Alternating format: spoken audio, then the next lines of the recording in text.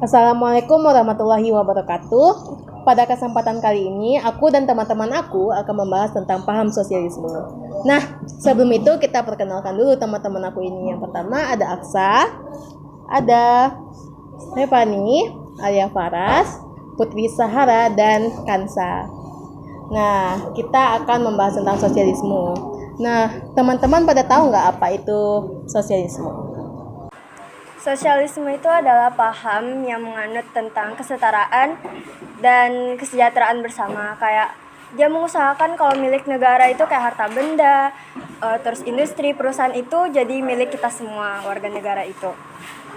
Nah, kita udah tahu sosialisme. Apa sih yang melatar belakangi sosialisme itu?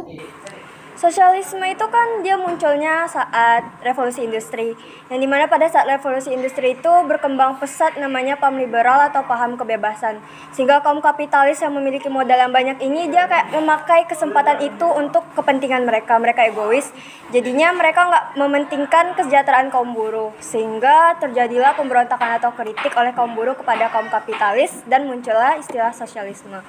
Kalau untuk spesifiknya, istilah sosialisme ini awalnya itu lahir dari seorang teolog Protestan asal Prancis yang namanya Alexander Vinet dalam artikelnya bernama Lysemer tahun 1831. Baiklah, setelah kita tahu latar belakang dari sosialisme, kita juga harus tahu ya dong perkembangan dari paham sosialisme itu sendiri. Iya, jadi perkembangannya itu seperti yang dijelaskan oleh Putri tadi. Perkembangan sosialisme itu terjadi hampir di seluruh kawasan wilayah Eropa, terutama di kawasan-kawasan industri di mana terdapat kelas-kelas baru yaitu kelas buruh. Nah, sosialisme ini lahir dari adanya kesenjangan sosial sehingga terjadi perlawanan terhadap kaum kapitalis. Dilihat dari dampak dari revolusi Rusia pada tahun 1917 di mana saat itu Tsar Nicholas digulingkan oleh bangsa Rusia dan mendirikan sebuah negara baru yaitu negara Uni Soviet. Nah, Uni Soviet ini merupakan negara republik kapitalis pertama yang berhasil berdiri setelah menggulingkan monarki absolut. Oh ya, sosialisme juga menentang adanya hak milik pribadi namun mendukung hak milik bersama. Sosialisme juga menginginkan pengolahan produksi oleh negara sebagai upaya menghapus kemiskinan. Sosialisme juga membahas tentang masyarakat bebas dan tidak adanya perbedaan atau penindasan. Paham sosialisme yang terdapat di Indonesia tuh biasanya umumnya merupakan sosialisme yang berdasarkan pada demokrasi, sosialisme yang menghormati serta mengakui kesamaan manusia.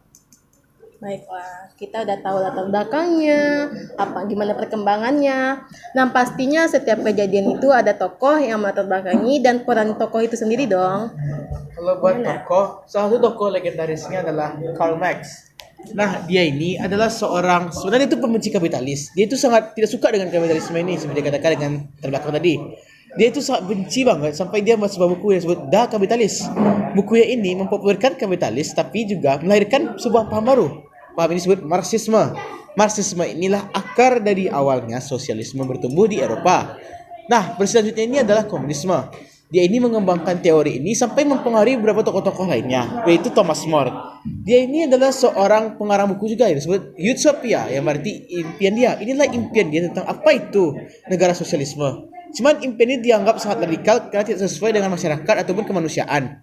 Berikutnya adalah Saint Simon. Dia ini adalah sebenarnya dia itu bukanlah seorang radikalisme ataupun sosialisme. Dia itu adalah seorang sosiologi konservatif. Cuman dia memperkenalkan dan juga menerjemahkan radikalnya Marxisme ini ke masyarakat agar masyarakat itu dipahami dengan mudah. Dia itu juga melembutkan maksud dari sosialisme itu. Jadi yang radikal menjadi yang aman ataupun bisa diterima dicerna dengan damai oleh masyarakat. Berikutnya ini adalah Louis Blanc. Nah, dia ini sebenarnya adalah seorang politikus Prancis, sejarawan, dan juga dalam ahli dalam bidang ilmu politik. Dia itu sebenarnya salah satu orang yang bentuk koperasi. Sebenarnya dia bentuk koperasi ini untuk membantu kaum buruh yang ada kait hubungan dengan sosialisme, di mana sosialisme ini tujuan mereka itu sebenarnya untuk membantu kaum rendah seperti kaum buruh ataupun pekerja. Selanjutnya ada Robert Owen. Dia merupakan seorang pelaku bisnis yang sukses yang menyumbangkan banyak labanya untuk menghidupkan karyawannya. Yang selanjutnya tuh ada Charles Fourier. Ia merupakan seorang tokoh sosialisme utopis. Dan yang selanjutnya tuh ada Friedrich Engels, seorang tokoh yang menulis buku yang berjudul Condition of the Working Classes di pada Inggris 1844. Ya. Nah, kita sudah tahu tokoh nih sama perannya. Dan pastinya setiap kejadian itu ada dampaknya sendiri dong buat kita bahasnya tentang benua yang besar aja deh, kayak Asia dan Afrika. Apa sih dampak dari paham sosialisme itu sendiri? Dampak sosialisme di Asia yaitu munculnya partai komunis seperti PKI di Indonesia dan PKC di Tiongkok. Selain itu juga ada gerakan komunis di Vietnam Utara yang mengakibatkan perang Vietnam karena Amerika Serikat tidak suka dengan perkembangan atau penyebaran komunis di Asia. Dan juga terjadi perang saudara antara Korea Utara dan Korea Selatan yang dipengaruhi oleh pihak komunis. Sementara di benua Afrika, sosialisme itu baru berkembang sekitar tahun 1950 sampai 1980. Negara-negara baru di Afrika memakai paham sosialisme karena paham ini dianggap sebagai solusi yang konkret untuk menyelesaikan permasalahan pembentukan kaum buruh di sana.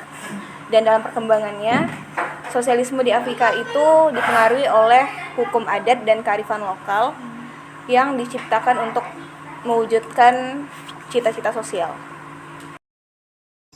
Nah, ada tambahan lagi nggak nih dari teman-teman sekalian? Sebenarnya orang Afrika itu mengambilkan sosialisme ini karena sebenarnya kapitalisme ini mereka itu kan dulu negara jajahan dari Prancis dan juga Inggris. Yang memang negara itu negara industri yang sangat kuat di zaman mereka. Bahkan sampai sekarang kekuatan mereka itu masih tersekat.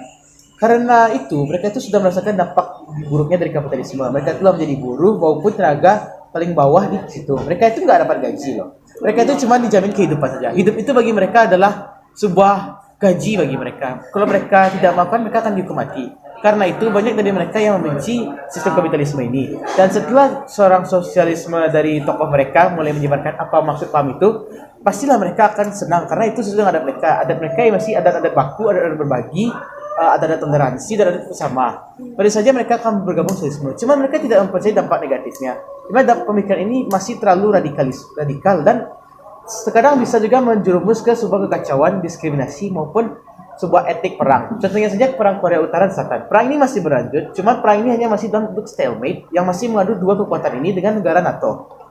Nah, kalau di Asia sendiri, PKI sebenarnya muncul. PKI ini sebenarnya dibentuk oleh D.N. Aidit yang dia adalah seorang pemikir juga.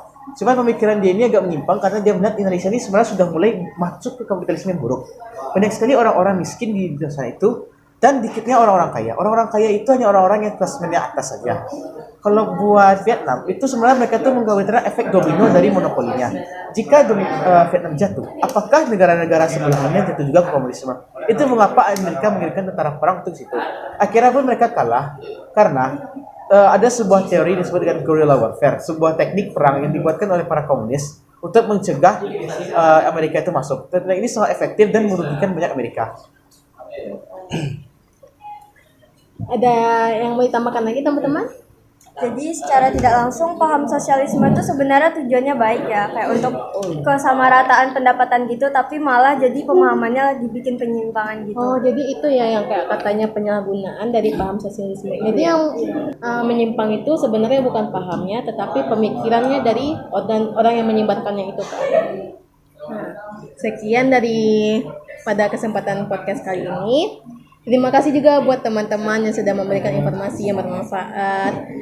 Dan sekian dari saya. Assalamualaikum warahmatullahi wabarakatuh. Waalaikumsalam warahmatullahi wabarakatuh.